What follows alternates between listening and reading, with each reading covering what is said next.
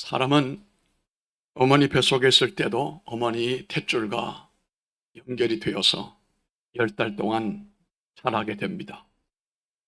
그리고 태어나고 난 다음에도 어머니는 젖줄을 통해서 우리를 키워내십니다. 그 젖줄이 끊어져 버린 아이를 가리켜 우리는 고아다, 그렇게 얘기를 합니다. 인생이 참으로 이 고아가 가는 길에는 험난하고 눈물과 고통이겠지요. 성경 전체를 한눈으로 보게 되면 면멸히 흐르는 하나님의 그 물줄기가 있는데, 그게 바로 한번 따라 하십시다. 은혜의 물줄기. 은혜의 물줄기입니다. 이것이 구약을 통하고 신약을 통과하고 지금도 줄기차게 흐르고 있는 것을 우리가 확인할 수가 있는데, 이 은혜의 젖줄이 교회를 살리고 이 은혜의 젖줄이 성도를 축복하시고 성도를 살리게 만들고, 하나님의 나라는 이 은혜 줄줄기 때문에 점점 확장되고 퍼져가게 되는 것입니다. 은혜의 젖줄은 바로 예수님이십니다. 예수님께서 이 땅에 오심으로 하늘 문을 여셨고 구원의 문이 열렸고 은혜의 문이 열렸던 겁니다. 이 메마른 땅에서, 황량한 들판에서 고동한 인간에게 천국을 갈 수 있는 통로를 열어주신 분이 예수님이십니다. 이 다원주의의 사람들은 천국 가는 길이 여러 가지가 있다고 믿을는지 모르겠지만 성경은 거부합니다. 오직 구원 얻을 만한 이름은 예수밖에는 없다라고 말씀을 합니다. 그래서 우리는 이 은혜의 젖줄기로 살아가는 것입니다. 주님의 나라 갈 때까지 우리가 의지하고 공급을 받아야 되는 것이 하나님의 은혜다라고 하는 것입니다. 우리 믿음 생활도 하나님의 은혜의 젖줄을 벗어나면 안 됩니다. 믿음 생활 잘하게 되면 여러분이 하나님으로부터 그 은혜를 이른비와 늦은비처럼 공급을 받게 되는 것입니다. 스코틀랜드의 유명한 목회자 어스킨이라고 하는 목사님이 계셨습니다. 설교를 잘 하시는 분이었습니다. 어느 주일날 설교를 했는데 그 예배는 그 지역에서 가장 부자며 잘생긴 스칼렛이라고 하는 부인이 이 예배에 참석을 했습니다. 그런데 그 예배에 참석을 해서 큰 은혜를 받았습니다. 자기가 살아가지만 돈도 많고 명예도 뛰어나지만 오늘 예배드리는 가운데, 말씀을 듣는 가운데 자기 영혼이 그렇게 기쁘고 즐거울 수가 없었어요. 너무 감동을 받았어요. 그래서 이 부인이 다음 주에 또 예배에 참석을 했습니다. 그런데 그 다음 주일날 예배는 이 어스킨 목사님이 설교를 통해서 별로 은혜가 되지를 않았습니다. 참 이상하다. 지난주는 참 은혜가 되고 내가 앉았는지 섰는지 내가 이 땅에 있는지 천국에 있는지 구분이 안 될 정도로 정말로 환상 중에 내가 말씀을 들었는데 오늘은 왜 이렇게 은혜가 없을까? 예배를 마치고 난 다음에 어스킨 목사님을 방을 찾아갔습니다. 그리고 상담을 요청을 하고 질문을 하게 된 것입니다. 목사님, 지난주는 너무 좋았습니다. 너무 은혜가 됐습니다. 그런데 오늘은 별로 은혜가 되지 못했습니다. 뭐가 문제일까요? 그때는 목사님이 하시는 말씀이, 지난주는 예수님만 바라보고 은혜 받기를 원했기 때문에 은혜가 임했고, 오늘은 부족한 이 어스킨이라고 하는 목사 때문에, 이 어스킨 목사를 바라보고 왔기 때문에 아마 은혜가 되지 않았을 겁니다. 다음 주에 예수님만 바라보고 주님으로부터 은혜를 갈급하면 분명히 또 하나님이 은혜를 주실 겁니다 라고 대답을 했다는 겁니다. 그렇습니다. 예수님만이 우리와 하나님 사이에 은혜의 젖줄인 것입니다. 우리가 태어나서 부모님의 젖줄에 의지하지만 점점 장성하게 되면 더 이상 젖줄을 의지하지 않습니다. 그러나 주님은 우리의 영원한 젖줄이 되는 것인데, 이 젖줄에서 하나님의 은혜가 내 영혼 깊은 곳에 임하게 되고 내 연약한 부분을 강하게 만들어 주시고 내 메마른 영혼을 윤택한 삶으로 이끌어 주시는 능력이 거기에 있는 것입니다. 그러므로 성도는 항상 하나님의 은혜 가운데 살아야 돼요. 또 은혜를 사모해야 돼요. 또 은혜에 감격할 줄도 알아야 됩니다. 이 은혜를 받을 바에는 맛만 보고 있을 것이 아니라 더 큰 은혜를 자꾸 사모해야 됩니다. 은혜의 실개천에 발을 적시고 있으면서 만족하지 말고 이런 수준을 벗어나서 대양에 바다에 온몸을 담그는 것처럼 헤엄을 치는 은혜의 수준에 도달할 수 있도록 한량없는 주의 은혜, 말로 할 수 없는 그 크신 은혜, 하늘을 전부 두루마리를 삼고 바다를 먹물로 삼아서 그 은혜를 기록해도 다 기록하지 못할 정도로 하나님의 은혜와 사랑은 무궁무진하기 때문에 우리가 은혜 생활하면서 간신히 발만 적시고 느끼지 말고 내 영혼 온몸을 다 적셔서 자나 깨나 사나 죽거나 주님의 은혜 가운데 우리가 머물게 되기를 주의 이름으로 축복합니다. 이렇게 성도는 그 은혜를 받은 만큼 자유할 수가 있고 누릴 수 있고 승리하게 되는 것입니다. 오늘은 은혜 안에 사는 사람들은 어떤 사람들이며 그들은 어떻게 살아야 하는가를 설명하는 말씀을 오늘 우리가 함께 읽었습니다. 세 가지 말씀을 나누겠습니다. 첫째는 강한 사람이 되는 것입니다. 하나님의 은혜는 그들을 강하게 만들어 주십니다. 1절에서 말씀하잖아요. 바울은 은혜 속에서 강하고 라고 했습니다. 이 말씀 속에는 다음과 같은 뜻들이 있습니다. 주님의 은혜가 나를 강하게 한다는 뜻입니다. 강하게 된다는 것은 여러 면에 있어서 타의 추종을 불허할 정도로 뛰어나다, 강하다라고 하는 것으로서 이것은 내가 노력하고 힘쓴다고 해서 강하게 되는 것이 아니고, 다시 말하면 능동적 사건이기보다는 수동적으로 내 힘이 아닌 타의 힘으로 인하여 주님께서 나에게 권능을 부여하심으로 인하여 내게 삶이 활력이 넘쳐나게 되고 나는 담대해지고 강해지게 되고 변화되어진다는 겁니다. 그런데 사람은 하나님의 은혜가 주입되지 않으면 사람은 태어날 때 심성 그대로 살 수밖에 없습니다. 어떤 이는 참 내향성이 강해서 너무너무 내향적이에요. 자신감도 없고 도전 정신도 없고 담대하지도 않고, 그런데 이런 사람은 죽는 날까지 그렇게 살아요. 그러나 그런 사람에게 하나님의 은혜가 임하게 되면 이 사람이 달라진다는 사실이에요. 능동적인 사람이 아니라 수동적인 하나님의 은혜로 인하여 변화되어진다는 사실입니다. 에베소 6장 10절의 말씀을 보면은 너희가 주 안에서와 그 힘의 능력으로 강건하여지고 라고 했습니다. 여러분, 디모데라고 하는 이 바울의 제자는 참 믿음이 신실했음에도 불구하고 심약한 사람이에요. 마음이 약한 사람이고 내향적인 사람이에요.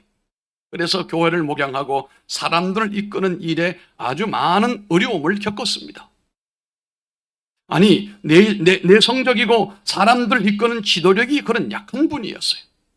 그렇지만 주님의 은혜 안에 서게 될 때 많은 사람을 유익하게 하는 사역을 잘 감당할 수가 있었습니다. 하나님의 은혜는 그를 강하게 만들어 주시는 것입니다. 뿐만 아니라 둘째는 영적으로 강하게 하신다는 뜻입니다. 바울의 경우를 보게 되면 육체적으로는 병약한 사람이고 겉으로 볼 때는 형편없는 초라한 그런 모습이었습니다. 그에게는 고질병이 있었다고 했는데 어떤 학자는 안질이 계속해서 따라다녔다. 또 어떤 신학자들은 심장병이 그를 평생 고통을 느끼게 만들었다. 몇 가지 병이 있었다. 이거 분명합니다. 그래서 이 바울도 하나님 앞에 작정 기도를 하면서 3번이나 이 병이 내게서 떠나가기를 간절히 기도를 했거든요. 바울의 그림자만 밟아도 병이 났고 바울이 손만 대도 병자가 났고 귀신이 나갔는데 정작 자신은 이 고질병을 안고 살기 때문에 기도하면 하나님이 금방 고쳐주지 않겠습니까? 그런데 기도 응답이 뭔지 아십니까? 내 은혜가 내게 족하다 그랬어요. 네 질병이 내게 은혜다 그랬어요. 질병이 내 약점이 내 아픔이 내 어려움이 은혜가 된다. 이게 참 이해하기가 어렵지요. 바울에게는 남다른 지식이 있었습니다. 사회적인 권위도 있었습니다. 명철이 대단했습니다. 그런데 이러한 가시 약점을 통하여 이런 것들을 자랑하지 못하게 만들고 하나님의 강력한 은혜 가운데 붙들려 살 수 있도록 하게 하시는 하나님의 기구였다, 이 말씀이에요. 내 은혜가 내게 족하다. 이것을 깨닫고 난 다음에 바울은 그 병 때문에 더 이상 고쳐달라고 기도하지 않았습니다. 이 병이 있으므로 나를 하나님의 은혜 안에 묶어두게 만들고 내 안에 하나님의 능력과 은혜가 넘치게 되는구나. 이렇다고 한다면 우리가 이런 병은 자원해서 기도할 수도 있어요. 하나님, 내가 병이 있어도 좋으니 내게 은혜를 주시기를 원합니다 라고 할 수도 있는 것 아니겠느냐 말이에요. 이렇게 병약한 사람이었지만 그가 로마서 8장 35절의 말씀을 보니까 이런 말을 합니다. 누가 우리를 그리스도의 사랑에서 끊으리요? 환난이나 곤고나 핍박이나 기근이나 적신이나 위협이나 칼이랴 라고 말했습니다. 고린도후서 6장 9절로 10절에는요. 무명한 자 같으나 유명한 자요. 죽은 자 같으나 우리가 살고 징계를 받는 자 같으나 죽임을 당하지 아니하고 근심하는 자 같으나 기뻐하고 가난한 자 같으나 많은 사람을 부유하게 하고 아무것도 없는 자 같으나 모든 것을 가진 자로다. 이렇게 말씀을 했습니다.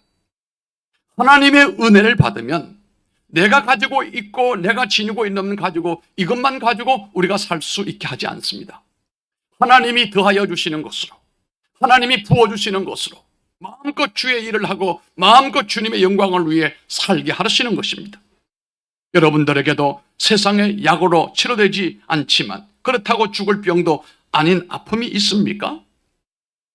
내가 이것 때문에 육체적으로 살지 못하고 은혜 가운데 거하고 결국 자신이 강해진다는 것도 여러분이 알기를 바랍니다. 어떤 경우는 하나님이 우리를 교만하지 못하게 만들고 믿음으로 살고 은혜로 살게 하려고 우리에게 적당한 질병을 주시는 경우도 있습니다. 또한 경제적인 면도 마찬가지입니다. 자신의 모든 것이 넉넉하지 못하고 완벽하지 못해서 늘 부족함을 느낀단 말이에요. 그러나 이것 때문에 내가 하나님 앞에 나가서 무릎을 꿇고 새벽에 기도하고 매달리고 있다라고 한다면 이것이 하나님의 은혜예요. 이것이 바로 은혜의 도구라고 하는 것입니다. 혹시 여러분의 질병이나 여러분의 경제적이나 환경이 이게 하나님의 은혜의 도구요, 은혜의 창구가 아닌가 생각해 보시기 바랍니다. 결국은 나를 강하게 하시고 높은 데 세우시고 영광 받으시는 하나님의 섭리가 은혜 받은 자를 통해서 역사하신다는 말입니다. 우리가 알고 있는 것처럼 다윗은 왕족이 아닙니다. 그 부모가 대단한 사람도 아닙니다. 그렇지만 다윗이 왕이 된 것은 하나님의 은혜였습니다. 베드로는 여러분 고기 잡는 사람이었습니다. 제자가 될 수도 없는 사람이었습니다. 그런데 수제자가 된 것은 바로 주님의 은혜였습니다. 오늘 우리가 하나님의 자녀가 되어 주 앞에 예배드리고 있는데 이 하나님의 거룩한 백성이 된 것은 전적으로 하나님의 뭐예요? 은혜입니다. 여호수아가 이스라엘 민중을 이끌고 성공적으로 가나안에 들어가게 된 결정적인 원인은 여호수아의 리더십이나 그의 뛰어난 경영력이 아닌 하나님이 그를 떠나지 아니하신 은혜 때문이었어요. 즉 하나님의 은혜가 그를 강하게 만들었다 이 말입니다.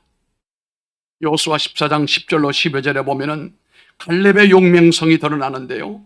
자신의 영원한 믿음의 친구인 여호수아가 헤브론 산지 분배 문제로 어려움을 겪게 됐습니다. 다시 말하면 헤브론 산지를 누구에게 줘도 안 가려고 합니다. 원체 그곳은 고지고 거기에 안악자손들이 있고 원수들이 있고 그 땅을 갖다가는 어려움이 예상되기 때문에 아무도 그 땅을 가지 아니하려고 하는 가운데 이 여호수아의 땅 분배 사업이 잠시 중단이 되어져 있을 때에 이 모습을 안타까이 생각했던 믿음의 친구였던 동반자였던 칼렙이 여호수아에게 나아갔습니다. 그리고 뭐라고 말했습니까? 85세 나이임에도 불구하고 칼렙의 나이가 85세였어요. 그러면서 이런 말을 합니다. 오늘날 오히려 강건하니 나의 힘이 그때나 이제나 일반이라. 싸움에나 출입에 감당할 수 있사온즉 그날에 여호와께서 말씀하신 이 산지를 내게 주소서. 여호와께서 혹시 나와 함께 하시면 내가 필경 여호와의 말씀대로 그들을 쫓아내리라. 이렇게 말했습니다. 아무도 안 가려고 하는 그 산지를 내가 가서 원수들이 있으면 원수들을 몰아낼 것이고, 개간을 하라고 한다면 내가 개간을 할 것이고, 내 나이가 85세지만 내가 처음 정탐꾼으로 올 때 그때나 지금이나 똑같다. 어찌 사람의 육체가 20대와 80대가 같을 수가 있겠습니까? 그런데 중요한 것은 그 사람의 정신과 그 사람의 영이 그 사람의 육체를 능가한다는 사실이에요. 20살, 30살 먹어도 할아버지 같은 사람이 있어요. 그 정신이, 그 영이 이미 늙어버린 사람이 있어요. 도전력도 없고 성취욕도 없고. 요즘 그런 청년들이 많습니다. 일본에서는 이런 사람을 가리켜 히키코모리라고 합니다. 은둔 청소년들, 은둔 청년들 100만 명이 넘어요. 우리 한국에는 약 한 50만 명이 된다는 겁니다. 이 아이들이 대학을 졸업하고 난 다음에 취업도 하지 않고 일도 하지 않고 바깥에 나가지도 않고 그냥 털어놓고 있는 거예요. 밤 깊도록 뭘 하는지 뭘 하고 낮에는 아무것도 안 하고 이 부모들 등골을 빼먹는 거예요. 은둔 청년들이. 이 아이들을 누가 청년이라고 하겠어요? 정신이 멍들어 버리고 신앙이 없는 가운데 그 어려움을 이기고 나갈 도전적인 정신도 없고 확신도 없고 희망도 없고 나이가 문제가 아니고 정신이 이미 병들어 버린 노령화되어 있는 사람들 많습니다. 그런데 오늘 이 갈렙은 85세예요. 몇 세예요? 여러분 85세는 아직도 전 살아보지 않았습니다만 제가 느끼는 것은, 생각하는 것은 85세가 되게 되면 하루에도 한두 번 이상은 죽음을 생각을 하게 되어 있을 겁니다. 정서적으로 혼란이 올 것입니다. 우리가 85세가 되지 않아서 잘 모르겠습니다만 아마도 노인들이 겪는 우울증과 불안감이 하루에도 몇 번씩 경험하게 될 것입니다. 감정의 변화가 많이 있을 것입니다. 그런데 이 갈렙은 전혀 그런 기미가 보이지 않습니다. 내가 원수들을 몰아낼 것이고, 할렐루야. 한번 따라합시다. 주여, 나이와 상관없이 믿음으로 살게 하옵소서. 아멘. 이제 내일 모레면 한 살 더 더신다. 김순자 집사님 미안하지만 내일 모레 되면 한 살 더 더시는 거예요. 원하지 않아도 먹어야 돼. 꼬박꼬박 나이는 잘 먹어요. 어릴 때는 우리가 나이를 좀 먹으면 좋겠다. 한 살이고 나이가 좀 더 먹으면 좋겠다. 그런데 나이가 들어보면은 겁이 난단 말이에요. 제발 좀 서울 같은 거 오지 않으면 좋겠는데 더 빨리 오니까 문제다. 그런데요, 괜찮아요. 85세인 갈렙이 나이는 85세였는지 몰라도 내가 원수들을 몰아내겠다는 거예요. 뿐만 아니라 그 땅을, 강원도 같은 그 땅을 화전민이 땅을 개간하는 것처럼 내가 땅을 개간을 해서 옥토를 만들겠다는 거예요. 화란의 개척자인 그룬드비 목사님은 그 땅은 3분의 1이 전부 바다보다 얕은 땅을 간척지를 만들어서 지금 땅을 만들어 놓은 거예요. 그룬드비 목사님이 그 땅을 개척을 하면서 잠자지 않고 쉬지 않고 끊임없이 민족들을 계몽을 하여 우리가 좁은 땅에서 살아갈 길은 간척하는 것밖에 없다. 오늘날 그 사람들을 가보게 되면요, 아이들이 젖을 떼자마자 우리는 아주 먹기 좋은 그런 이유식을 먹이죠. 그 나라 사람들은요, 젖을 떼면서 거친 빵을 먹인대요. 왜 그러냐고 하면은 우리 조상들이 이 땅을 개척할 때 이런 거친 음식을 먹었다. 그런데 그 아이들도 그 거친 음식을 먹고 건강하다는 거예요. 85세인 갈렙이 그의 용기와 비전을 보면 아직도 청춘이에요.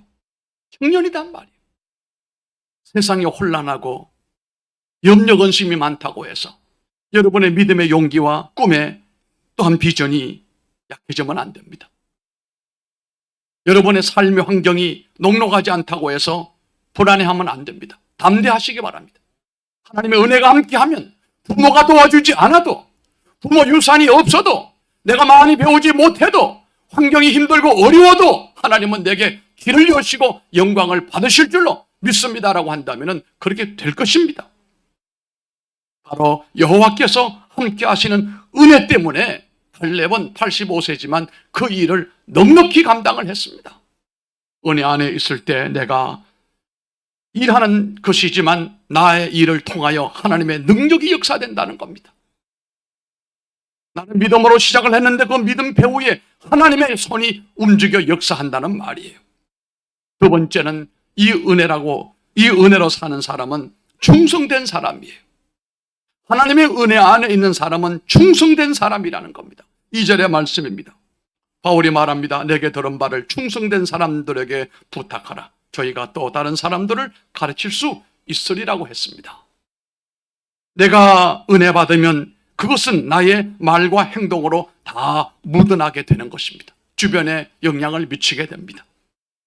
나의 삶에 고스란히 이 모든 것들이 묻어나게 되는데요. 성령 받고 은혜 받은 사람들의 공통점이 있습니다. 그게 뭘까요? 하나님 앞에 지사 충성하는 겁니다. 바울은 은혜 받은 사람들의 공통점이 있다고 했는데 오늘 본문에 보면은 복음 증거의 사명을 충성된 사람들에게 부탁하라라고 말했어요. 아무에게나 또는 아무렇게나 일감을 맡기고 교회 일을 맡겨서는 안 됩니다. 교회 일은, 하나님의 일은 충성된 사람에게 맡겨야 되는 것입니다. 그러면 우리에게는 다음과 같은 충성의 원리가 요청이 되어집니다. 첫째는 언제나 충성해야 됩니다. 하나님의 은혜 받은 사람은 충성하는데 언제나 충성하는 거예요. 잘 나갈 때만 충성하는 거 아닙니다. 시간 날 때만 충성하는 거 아닙니다. 젊을 때만 충성하는 거 아닙니다. 따라합시다. 언제나. anytime. 언제나 말이에요. 연초에 충성을 다짐했지만 하반기가 되면은 충성이 식어져 가는 것은 이것은 바람직한 충성이 아니고 은혜 안에 있는 사람이 아닙니다. 주의 은혜로 충성스러운 종이 된 사람은 구차하게 변명하지 않습니다. 뭐 때문에, 누구 때문에 못합니다. 이래서 저래서 못합니다. 이런 구차한 변명과 구실을 내놓지 않습니다. 왜냐하면 이것은 게으르고 악한 종들이 하는 것이기 때문에 그렇습니다. 어떤 경우 어떤 상황에서도 충성입니다. 두 번째는 어디서나 충성하는 것입니다. 미국 시카고의 빌 하이벌스 목사님이 심호하시는 윌로크릭 교회를 섬기는 한 성도의 얘기를 책에서 보았습니다. 그는 큰 기업을 경영하는 원화였습니다. 그런데 갑자기 큰 교통사고를 당했습니다. 4사람이 함께 탔는데 3사람은 그 자리에 죽고 본인은 간신히 살아남았어요. 3사람은 죽었습니다. 혼자 살았어요. 병상에 곰곰이 생각을 합니다. 아프고 고통스러운 건 별로 그렇게 중요하지 않았습니다. 왜 나는 죽지 않고 살았을까? 내 친구 3사람은 다 죽었는데 나는 왜 살았을까? 온통 병원에 입원하는 동안에 몰두했습니다. 그런 가운데 퇴원을 하고 집으로 돌아와서 자신의 기업을 다 정리를 했습니다. 그리고 난 다음에 이제 내 삶은 하나님이 덤으로 주셨다. 아멘. 덤으로 주셨다. 나도 그날 죽어야 될 텐데 이렇게 멀쩡히 살아있는 것은 덤으로 사는 것이다. 이 덤으로 사는 인생을 여전히 내가 나를 위해 살면 되겠는가? 이제 나는 선교하며 살아야 되겠다. 이런 생각을 가지고 카자흐스탄으로 떠났습니다. 그분은 그곳에서 일생을 복음을 전하다가 하나님의 부름을 받았다라고 하는 얘기였습니다. 세 번째는 하나님의 은혜 받은 사람의 충성은 어떤 일에나 충성하는 것입니다. 일이 적을 때나 충성하는 것이 아니고 큰 일거리를 달라고 보채면서 작은 일에 충성하지 않는 것도 아니고 5달란트가 됐든 2달란트가 됐든 1달란트가 됐든 맡겨준 것은 언제나 항상 충성하는 것입니다. 우리가 주님의 은혜를 입으면 어디서나 이렇게 충성하는 사람이 된다는 것이고, 이런 사람들을 통하여 하나님의 교회는 오늘날도 존재하는 것입니다. 세 번째로, 하나님의 은혜를 받으면 좋은 군사가 된다고 했습니다. 이게 3절과 4절의 말씀입니다. 은혜를 입으면 좋은 군사가 된다. 교회가요, 넓은 영역에서 보면은 세 가지 영역이 존재합니다. 이 세 가지 성격이 교회를 움직이는 원동력이 되는 것이에요. 첫째는 성경 사도행전 2장 42절을 보게 되면은 공동체적인 기능이 일어나게 되는데, 한마디로 말하면 가정 같은 교회예요. 교회 같은 가정이고 가정 같은 교회예요. 여기서 핵심 가치는 사랑입니다. 가장 중요한 사람은 약자예요. 여러분, 가정에는 병약한 사람을 돌보게 되고 언제나 거기 관심을 쏟아주게 되는 것처럼, 가정 같은 교회는 약자가 항상 중요한 사람이라고 인정이 되어지게 되고, 여기에서 얻는 유익이라고 하는 것은 안정을 누리고 관계를 누리고 사랑을 누리게 된다는 것입니다. 두 번째 가치는 디모데후서 2장 3절에 훈련적 기능이 있는 그 교회예요. 다른 말로 말하면 군대 같은 교회입니다. 군대 같은 교회는 핵심 가치가 뭡니까? 전쟁에서는 이겨야 됩니다. 승리하는 자, 이기는 자, 가장 중요한 사람입니다. 그러나 그곳에서 가장 중요한 일은 효과 있게 일하는 사람이라고 볼 수가 있습니다. 세 번째는 고린도전서 14장 40절의 말씀으로 생산적인 기능입니다. 이건 한마디로 말하면 기업과 같은 교회단 말이에요. 여기서 핵심 가치는 얼마만큼 경영 능력을 발휘해서 유익을 얻게 할 것인가, 효과가 큰 사람을 얘기하는 것입니다. 그런데 오늘 이 본문의 말씀 가운데는 두 번째 기능인 훈련적인 기능을 가지고 설명하고 있어요. 좋은 군사에게는 몇 가지 특징이 있다. 첫째는 고난을 잘 견뎌야 된다. 군대 생활이 얼마나 힘들고 어려워요. 지금은요, 돈도 많이 주고 먹는 음식도 좋고 옷도 너무너무 좋아. 예전에 군대 같은 군대 맛이 없을 정도로 딜럭스해요. 그러나 군대 생활하는 군인 생활하는 사람들에게 물어보면 힘들다고 하죠. 군사는 고된 훈련으로 자유가 없는 환경에서 생활하는 사람들 아닙니까? 철모를 벗고 군화를 벗고 군복을 벗을 때까지 고된 훈련을 잘 견뎌야 좋은 군인이 되는 것입니다. 훈련할 때 땀 한 방울이 전쟁에서 피 한 방울이다 하면서 훈련을 끊임없이 하는 것이거든요. 사실 군인 한 사람을 먹이고 입히고 그리고 봉급을 주고 이 비용이 엄청난 거예요. 왜 그렇게 할까요? 군인에게 그런 수많은 에너지를 쏟아붓는 이유는 다른 데 있는 게 아니에요. 단 한 번 전쟁이 일어났을 때 이 생명을 바쳐라 이거예요. 전쟁에 나가 싸워 이겨라 이거예요. 나라를 지켜라 이거예요. 이것은 훈련되지 않는 사람에게는 있을 수가 없다라고 하는 것입니다. 그런데요, 은혜 받은 성도는 어떤 훈련이라도 달게 받고 훗날의 영광스러운 모습을 바라보면서 즐거워한다는 사실이에요. 절대로 낭망하거나 불평하지 않는다는 것. 두 번째는 이 군인은 자기 생활에 얽매이지 않는다고 말씀하고 있어요. 자기 생활에 얽매이지 않는다. 훌륭한 군인의 길은 이전에 사회생활할 때 모든 걸 다 잊어버려야 돼요. 매일매일 집에서 생각하던 살던 그런 생각 버려야 되고, 친구들 생각을 버려야 되고, 애인 생각을 버려야 되고, 이런 사람들 버리지 못하면 군인이 될 수가 없습니다. 옛 생활과 구습에 매이지 않는, 복음에 묶여있는 사람들, 성령님이 바로 인도하시는 이런 사람들, 시간과 공간을 초월하여 하나님께서 도구로 쓰실 때 매이지 않는 사람들, 어디나 어디까지나 아멘하고 따라가는 이런 사람인 것입니다. 은혜 받은 성도는 보통 사람의 수준을 뛰어넘는 위대한 역사를 이루는 줄로 믿으시기 바랍니다.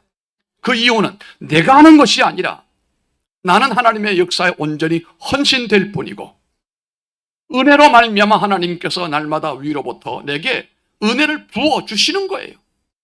그래서 낮은 자리에 있는 나를 하나님께서 높은 자리에 세워주시는 거예요. 내가 올라가려고 길을 쓰고 도전하는 거 아니에요. 하나님의 은혜로 나를 높여주신 거예요. 하나님의 은혜 안에 있는 사람은 강한 사람이에요. 내가 강해지려고 노력하는 게 아니에요. 하나님이 나를 강하게 만들어 주시는 거예요. 은혜 받은 사람을 통하여 하나님께서 불가능해 보이는 일들을 능히 이루게 하신다. 하나님 말씀하시잖아요. 해산아, 네가 무엇이냐? 큰 산아, 네가 무엇이냐? 하나님의 은혜가 임하게 되면 너를 부스러기처럼 날려버리겠다는 거예요. 너를 세타작 기계로 삼았어. 이가 날카로운 세타작 기계를 삼아서 그 은혜 받은 사람을 통하여 산들을 부셔버리겠다는 거예요. 이게 바로 산을 옮긴다는 사건이에요. 어떤 어려움도 이겨낸다 이거예요. 하나님의 도구로 쓰여져 하나님의 영광을 드러내는 사람이 된다 이 말씀이에요. 이렇게 놀라운 역사가 있음에도 불구하고 여러분들은 여러분의 힘으로 살려고 할 겁니까? 여러분의 능력으로만 살려고 합니까? 여러분의 지혜로만 살려고 할 것입니까? 미련스러운 사람이에요. 아무리 많이 배워도 아무리 많이 가져도 하나님의 은혜 앞에는 겸손한 자가 돼야 되고 하늘의 은총을 입어야 돼. 하늘의 은총. 그래야 좋은 섹시도 만나. 아멘해. 그렇지. 장가는 가고 싶은가 봐. 가야지. 정말이에요. 내 길을 내가 열려고 애를 써서 열리는 게 아니에요. 하나님이 은혜로 열어주셔야 된다 이 말이에요. 우리 교회가 희년을 앞두고 있지만 꿈꾸고 있지만 하나님이 그 대로를 여셔야 열리는 것이지 우리가 뭔 힘으로 열어요? 열 힘이 없어요. 저도 없고 여러분도 없어요. 그러나 우리가 하나님의 은혜를 입으면 하나님의 은혜를 덧입게 되어지게 되면 할 수 있거든이 무슨 말이냐? 믿는 자에게 능치 못함이 없다라고 하십니다. 내 힘이 아닌 하나님의 힘을 덧입는 여러분들이 되시기를 바랍니다. 은혜 받고 강한 사람이 되고 은혜 받고 충성된 사람이 되고 은혜 받고 좋은 군사가 되기를 바랍니다. 그래서 남은 생을 하나님과 동행을 하며 올 한 해를 믿음으로 승리하기를 주의 이름으로 축복합니다. 기도하겠습니다.